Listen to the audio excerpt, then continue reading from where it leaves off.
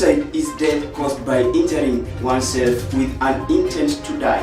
A suicide attempt is where someone harms themselves with any intent to end their lives but does not succeed. Many factors can increase the risk of suicide or protect against it. Suicide is connected to other forms of injury and violence. For example, people who have experienced violence including child abuse, bullying, racism, discrimination, financial instability, and sexual violence have a higher vulnerability to suicide.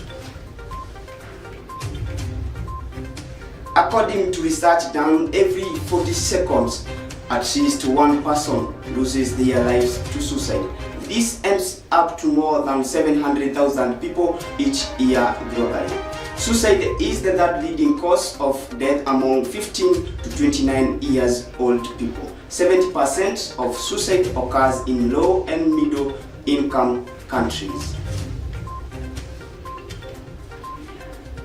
Is suicide in the world preventable? Send us your views regarding the suicide issue on our social media platforms: Facebook at Kings TV, YouTube at Kings Fraternity.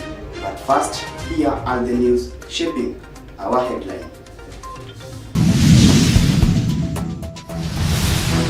We are going to fight on. This is just a postponement of a matter that we are giving the government the last chance.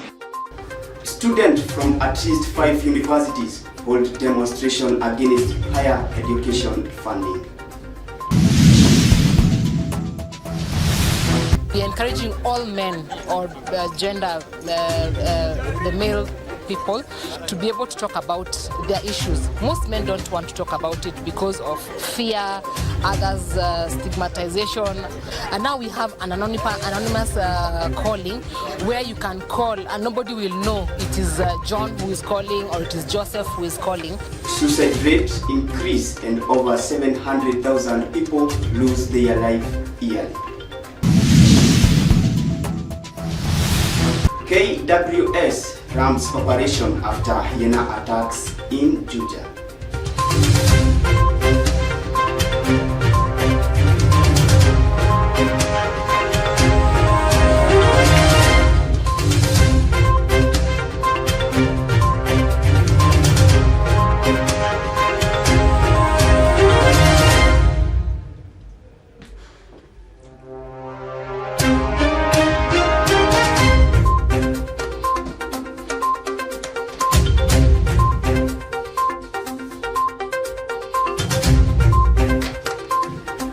Welcome to the broadcast. I am Bogo Felix. Students from at least 5 universities hold demonstration against higher education funding in Nairobi. Our own Pius Karaoke has more on this story. Students from at least 5 universities on Monday held demonstrations against the higher education funding model in defiance to their national leaders who had on Sunday called off a nationwide strike just hours before it was to commence. There has been also intelligence on certain goons who are planning to infiltrate protests that we have organized as students to call for free education. And I want to tell students that we are going to fight on.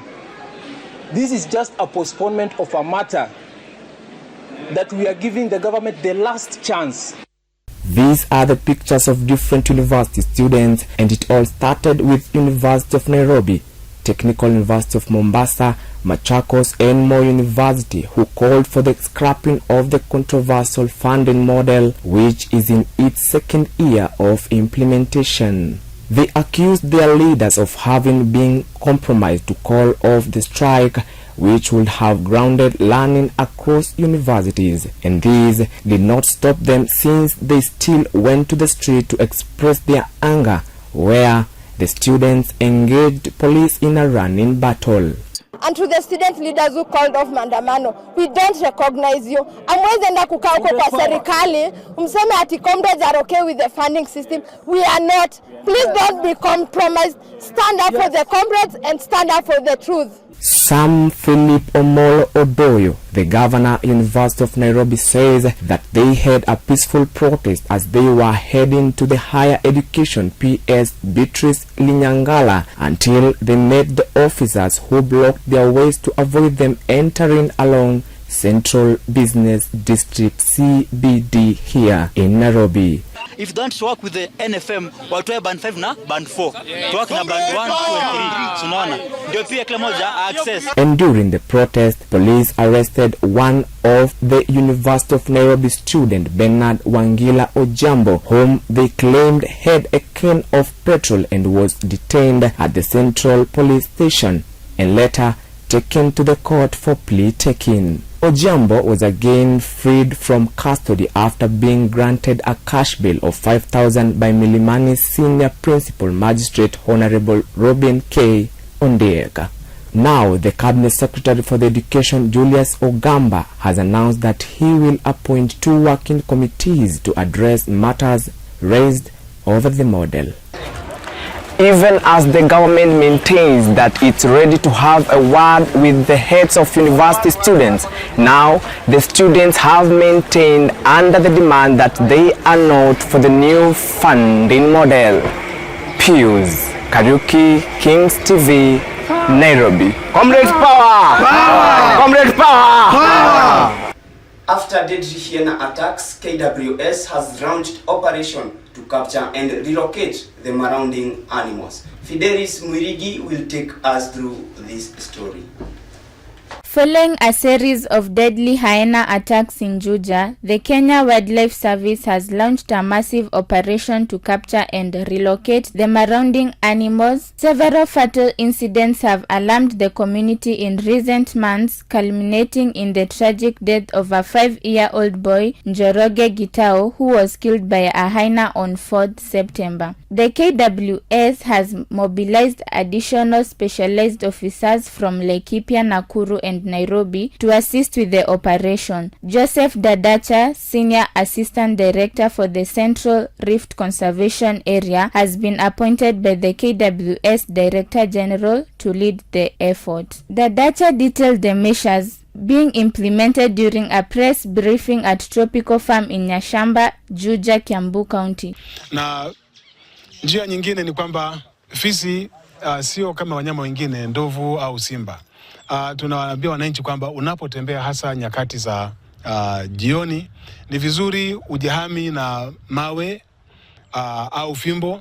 Endapo fisi atatokea, unamtupia mawe, na utapofanya hivyo fisi mara nyingi huwa anatoroka. We have agreed with NEMA that from next week they will take stern and decisive action on the issue of abandoned quarries which are no longer in use. I'm sure you'll hear some people saying, oh, you are disturbing business people and all that. But the child who has died in this homestead is not going to come back to life. So it's about time we take very clear and decisive action. And I want to call upon the county government also to take some decisive measures, because they are the ones who license these quarries.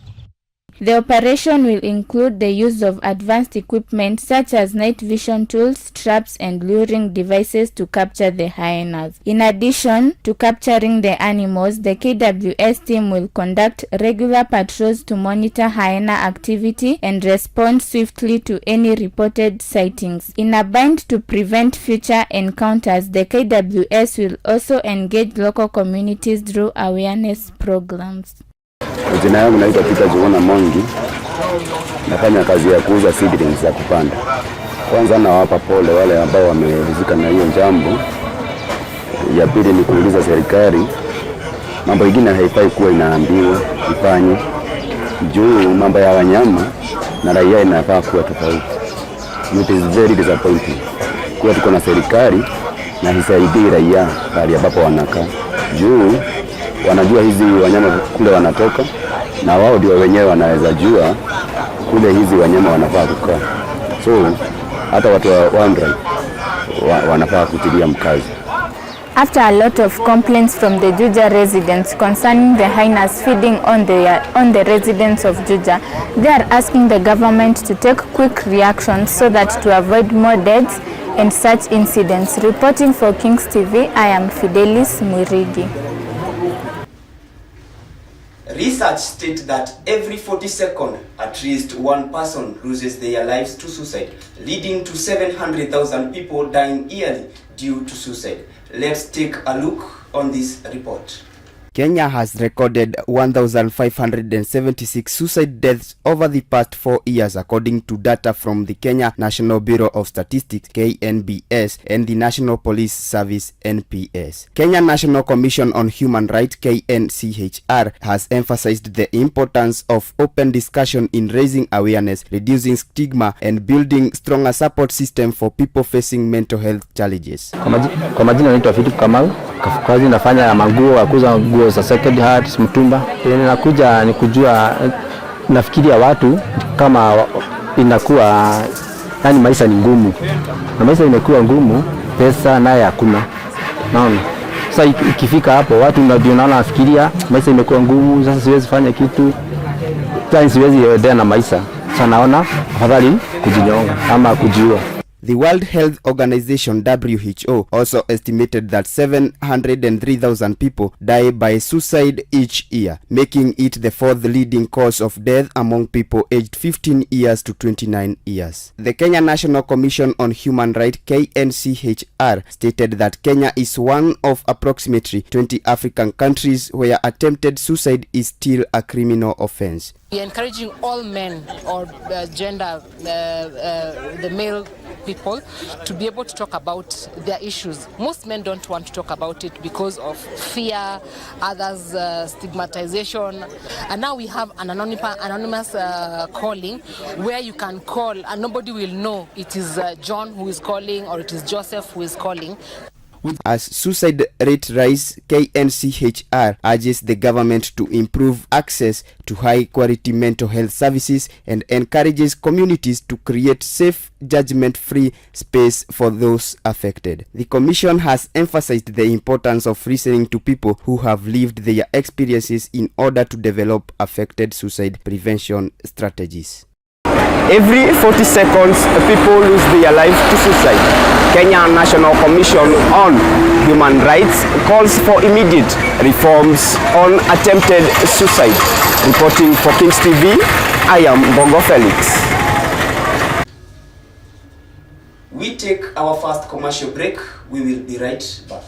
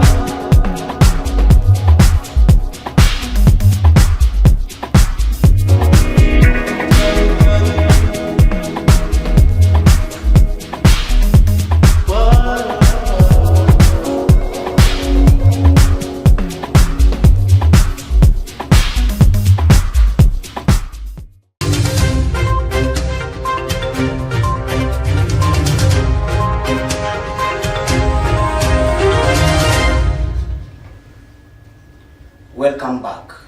Mount Kenya citizens continue to feel the heat of politics from their political leaders. Moses Wanjiko has prepared more on this story.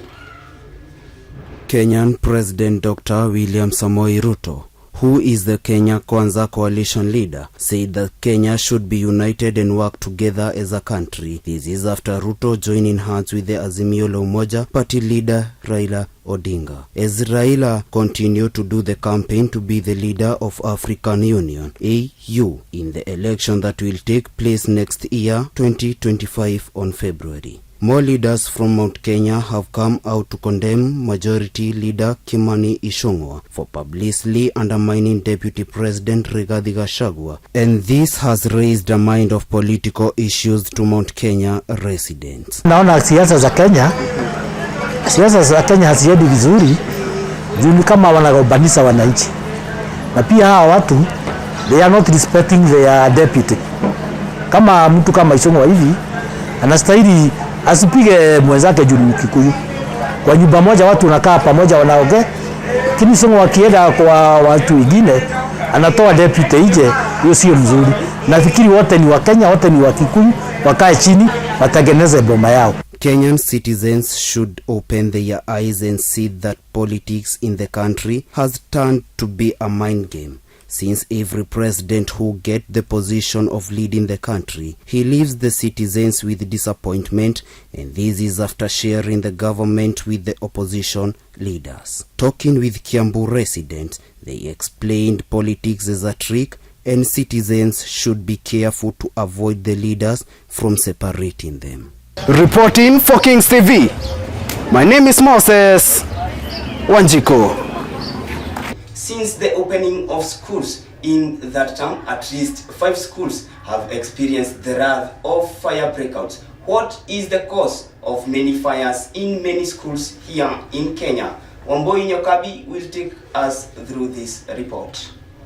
Have you ever asked yourself why many schools fire occurs in Kenya? According to researcher Isaac Mwosia of University of Nairobi, the main causes of fire in school is the use of faulty flammable substances such as cigarettes and arson, which is the act of setting fire willingly because of students' anger and frustration. In Kenya, the worst school fire tragedy occurred on 25th of March, year 2001 in Kianguri Secondary School in Makueni County, which the main cause was arson by 2 16-year-old students, which left 67 students dead, while 70 other students survived after being injured. Various schools that have been on fire in the past years include Ofafa Jericho in Nairobi, which occurred on 20th of September in the year 2021, where 35 students were hospitalized. Buruburu Girls, which happened on 31st of October 2021, no student was injured. Kamba High School in the year 2021 on 31st of October, and no one was injured. Kijabe Boys on 1st of February 2023, which left all the dormitories destroyed and no one was injured. Bogiti Boys High School on 3rd of November 2021, where police says no one was injured. Kahuhia Girls National on 3rd of November 2021, no one was injured. Moi High School, where 10 students died and 20 others survived, on 16th of December 2021. Kajiunduthi Secondary on 29th of October 2021, and no one was injured. On 5th of September, a fire case was also reported in the Endarasha Academy in Kieni, Nyeri County, which its main cause was explosion of bulb which got on a mattress and spreaded the fire. According to the report given by the police, 21 students lost their lives, while 27 other are under treatment in Nyeri Provincial General Hospital. Other school which has reported a fire case with no injury and death case this year include Isiolo Girls, Wami Secondary School, Njia Boys, and Isiolo Boys. The question remains, will the government take its accountability?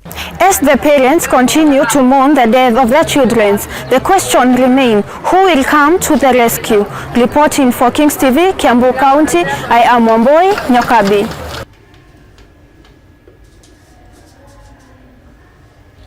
The Jomo Kenyatta International Airport workers protest against the Adani deal, causing long queues of stranded travelers in the airport. Fidelis Murigi has more on this. Operations at Jomo Kenyatta International Airport have paralyzed after a section of aviation workers went on a go-slow. Long queues of stranded travelers characterized the airport after boarding and takeoff were delayed, sparking outrage. The strike has been building up for weeks now, followed a notice issued by the Kenya Aviation Workers Union on Monday 12th August, where it strongly opposed the proposed leasing of JKIA to the Indian conglomerate Adani Group. The Kenya Aviation Workers Union Secretary General Mos Ndiema, in issuing the notice, has raised several concerns that such a deal is likely to see massive layoffs, introduction of foreign workers, and deterioration of working conditions. We are still in the 7-day period delay. However, we are demanding for immediate answers from KA on the 3 issues. In an event that they are ignored, we will review that position, and we will review the position on the strike status, and we will communicate that. It will not be a secret. We can say we are abandoning the postponement and we are commencing our strike action. The Indian firm is expected to carry out renovations and refurbishments to the airport, including construction of a second runway and a new passenger terminal under a 30-year build, operate, transfer contract. The government has defended the deal, insisting that JKIA was stretched beyond its capacity of 7.5 million passengers in a year and urgently needed improvements. Reporting for Kings TV, I am Fidelis Mwirigi. Kiambu government has put on notice land grabbers who have illegally acquired lands meant for construction of government projects. Frida Kahiga has more on this story. The Kiambu County government has put on notice individuals who have illegally acquired land meant for construction of affordable houses. The County Housing Board chairperson Robert Waihenya said most of the public land set aside for the project has been grabbed, but vowed that measures are underway to repossess it. Waihenya said that at Thika site in Kiambu County, some individuals has grabbed space meant for a parking, but assured that both the county and the national governments were out to ensure the land reverts back for the intended purpose. In addition, Thika manager Gathi Kanyi said the county government plans to construct 25,000 housing units. The citizens who have grabbed land meant for housing project are now being set aside from the land. Now the question remains, where will they go as they are being set aside? Reporting for Kings TV, Frida Kahiga, Kiambu County.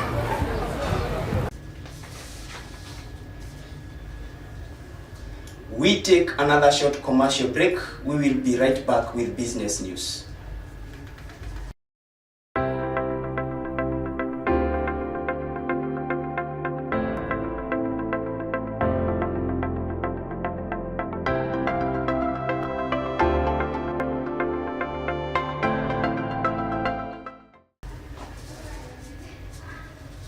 Welcome back.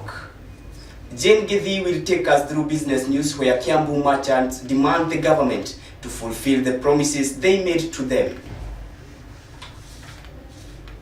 Kiambu is county number 22 out of the 47 counties in Kenya. The major activity is agriculture, trade, and also manufacturing of industries. It is the most developing county in Kenya. Governor of Kiambu, Kimani Wamatangi, has set a ball rolling by initiating the construction of 7 mega markets as well as the rehabilitation and renovation of the existing markets. His administration has been focused on market projects which are central to supporting mama bogas. The construction of this market will not only help traders make a living but also boost the economic growth of the county. According to residents in Kiambu market, they have said that the government have not yet constructed markets market for them despite the promises. I was privileged to interact with some of the merchants and highlighted some of the challenges. Lack of enough space to accommodate their items is one of the biggest challenges they face, hence pleading with both the national and the county government. Besides, they have also added that the government can construct a modern market as President Ruto had promised last year as soon as possible and with no delayment. In addition,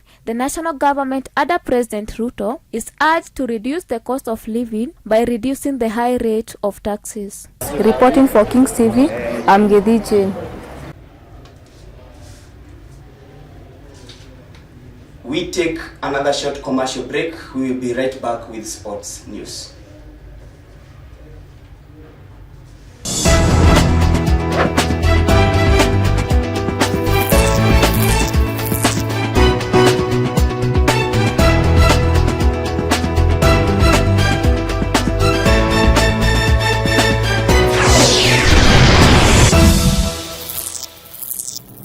Harambee Stars claimed a 2-1 win over Namibia in their second 2025 Africa Cup of Nations AFCON qualifiers match on Tuesday, September 10th at Orlando Stadium, South Africa. The victory propelled Kenya to the top of Group J, securing their position as strong contenders in the ongoing qualifying matches. Brazil suffered their fourth defeat in 5 qualifying games with a 1-0 loss to Paraguay as Argentina were beaten 2-1 by Colombia in the latest qualifying matches for the 2026 World Cup. Harry Kane scored his 67th goal for England on the historical night against Finland, reaching 100 caps. Looking at the transfer news, Real Madrid agree on a new deal for Andre Lunin, valid until June 2028. Real Madrid trusts his potential and also make sure they don't lose him as a free agent. Lunin is also included in the list for best goalkeepers candidates at Ballon d'Or. From the sports desk,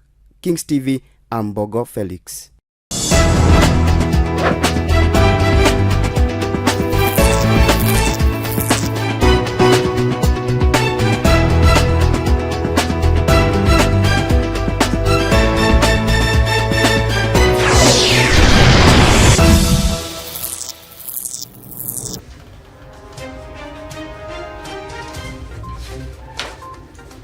Earlier before, I asked for your views about the suicide issues here in Kenya and worldwide.